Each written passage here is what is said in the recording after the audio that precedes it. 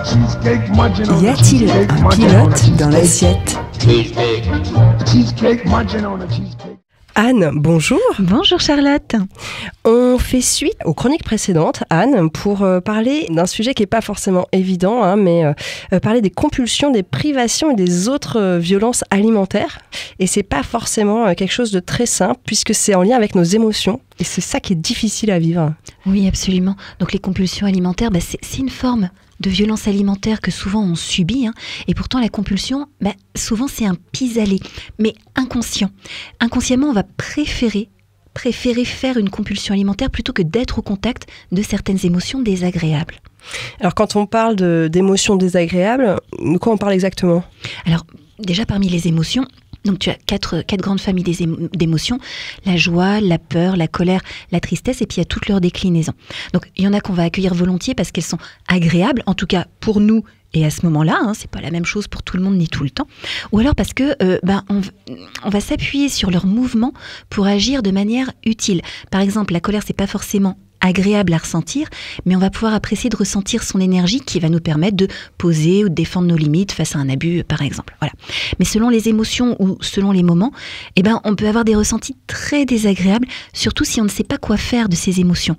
Par exemple, une tristesse, on va parfois chercher à l'enfouir sous la douceur du chocolat, la colère, la frustration, les étouffer avec des gâteaux ou des assiettes de pâte au beurre, etc. Bon. Alors sans parler des sentiments comme la culpabilité. Ouais, ça c'est un sentiment, on en a déjà parlé, c'est peut-être le plus inconfortable. C'est très très très inconfortable, effectivement. D'ailleurs, c'est fait pour. On se sent coupable quand on a conscience d'avoir enfreint une règle, et ça, c'est super utile. D'une part, à la vie en société, comme c'est pas agréable de se sentir coupable, ça va aider à respecter les règles du bien vivre ensemble. Et puis, c'est intéressant vis-à-vis de nous-mêmes aussi, la culpabilité. Parce que quand on sait ce qui est bon pour nous et qu'on ne respecte pas nos besoins, il y a une saine culpabilité qui peut impulser l'élan de mieux nous respecter. Le problème, c'est de ne pas comprendre le message de notre culpabilité et de ne pas savoir quoi faire avec. Et puis aussi de ruminer la culpabilité avec des pensées type « je suis vraiment la créature la plus abjecte que l'univers ait connue », etc. Voilà.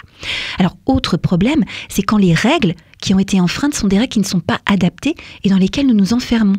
Par exemple, il y a des régimes qui nous affament avec leurs restrictions et il y a toutes les cellules de notre corps qui nous enjoignent de l'envoyer péter et du coup, c'est dur à tenir le régime. Alors, on s'autoqualifie de faibles, d'incapables et autres petites douceurs qui nous mettent du baume au cœur. Voilà, donc ça, c'est ce qu'on appelle la culpabilité toxique. Donc évidemment, c'est super dur de ressentir ça parce que ça nous tenaille le ventre, ça tourne en boucle dans la tête, ça nous fait des tensions dans les épaules. Alors c'est très concret une émotion. Très concret, on la ressent forcément dans le corps.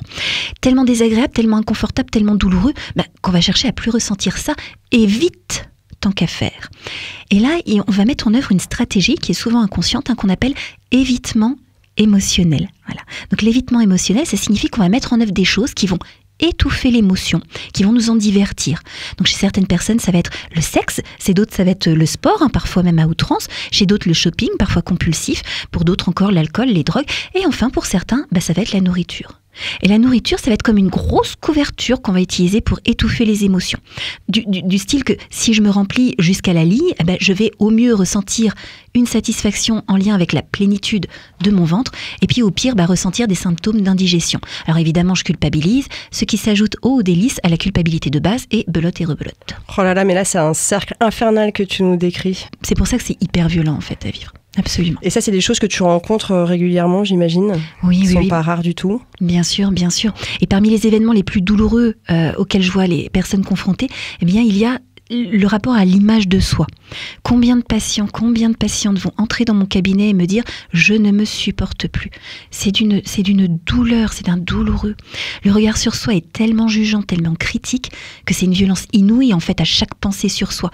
Et en plus, ces pensées, elles sont pleines de distorsions, du genre, pour utiliser des gros mots, abstraction sélective, je retiens ce qui va mal, j'ignore ce qui va bien. Ou alors encore, maximalisation du négatif et minimalisation du positif. C'est-à-dire que je vais juger avec 2 poids 2 mesures. J'ai bien fait, ça compte pas, j'ai mal fait, c'est normal, je suis une personne monstrueuse, horrible, etc. Voilà. Donc on a beaucoup de phénomènes de distorsion ou de biais cognitifs qui vont en plus en rajouter. Quand l'image de soi, elle est tellement insupportable, on va chercher compulsivement à contraindre notre corps à s'en conformer aux dictats auxquels on se soumet. Donc on va s'imposer des restrictions, des privations, des repas sautés, etc. Donc évidemment, c'est contre-productif parce que le corps se défend, il stocke et on n'arrive pas à faire bouger le poids d'un iota. D'accord. Alors, comment est-ce qu'on fait une fois qu'on a fait ce constat-là de l'évitement émotionnel, c'est-à-dire qu'on a mis en fait toutes nos émotions de côté? Comment est-ce qu'on fait pour essayer de renverser toute cette spirale négative? Alors justement, il faut lever la couverture qu'on a essayé de mettre pour étouffer nos émotions.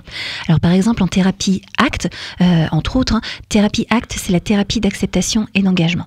On va apprendre à rester avec, cette notion de rester avec l'inconfort, augmenter notre tolérance en gros, le temps de choisir en conscience et avec bienveillance pour nous-mêmes ce qui va le mieux servir nos valeurs et nos aspirations. Rester avec, ça veut dire accueillir l'émotion, c'est-à-dire notamment la sensation physique qu'elle nous procure, la laisser nous traverser. On a comme un réflexe de chercher à bloquer l'émotion. On va retenir nos larmes, ça nous fait une boule dans la gorge, etc. Une émotion, ça circule, c'est fait pour ça. Et une fois que ça a circulé, pop, on passe à la suite. Voilà. Donc souvent on se fait une montagne de ce que l'émotion va générer chez nous. Il y a des personnes qui me parlent d'effondrement, j'ai peur de m'effondrer, j'ai peur d'être anéantie, la peur de ne pas s'en relever aussi. Mais c'est le fait que nous cherchions depuis si longtemps à les éviter qui nous fait les méconnaître et puis les redouter finalement les émotions. Et dans la toute grande majorité des cas, ça se passe très bien. Ça circule, ça passe. Donc pour sortir de ce cercle vicieux, accueillir l'émotion, apprendre à rester avec cet inconfort, la laisser circuler. Si on reste avec, qu'on la laisse faire, ça circule, pouf, et au bout de quelques minutes, on passe à autre chose. Autre chose, c'est-à-dire choisir des comportements qui vont être alignés avec ce qui compte pour nous, et puis fondés sur des règles ajustées pour le coup. Ça va nous éviter beaucoup de violences alimentaires. Pour aller plus loin, parce que j'ai l'impression que sur ce sujet-là, on pourrait en dire... des kilomètres et des kilomètres. Et ça tombe bien parce que tu en parles justement dans ton livre. Oui, est-ce que tu peux nous redire les références de ton livre? Oui, merci. Donc ça s'appelle « Nourrir mon enfant intérieur, l'anti-régime d'une diététicienne épicurienne ». Effectivement, le chapitre 6, par exemple, qui s'appelle « Manger mes émotions », va aborder dans le détail ce qu'on vient de partager ensemble. Donc cet ouvrage, vous pouvez le retrouver en consultation à Radio Alto. Si vous passez la porte de nos locaux, ce sera avec plaisir qu'on pourra vous le prêter. Mais il est aussi et surtout en vente à la Lanterne qui rugit. Oui, tout à fait, absolument, dans notre librairie Beaujus. On peut le retrouver aussi dans les librairies et puis en vente en ligne, notamment sur le site des Mangeurs Libres. Voilà, et puis on vous met bien évidemment toutes les références en podcast en allant sur radioalto.info à la rubrique « Y a-t-il un pilote dans l'assiette ?» Merci beaucoup Anne. Écoute, on souhaite beaucoup de bien-être à tous. Accueillons nos émotions et puis poup, comme tu le dis si bien, ça circulera.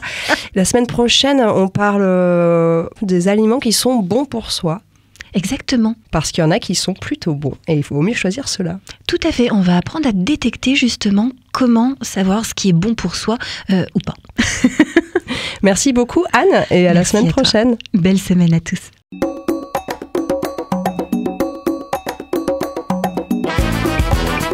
Cette chronique vous a plu ? Alors participez-y en posant vos questions à Anne-Claude à l'adresse contact@radioalto.info.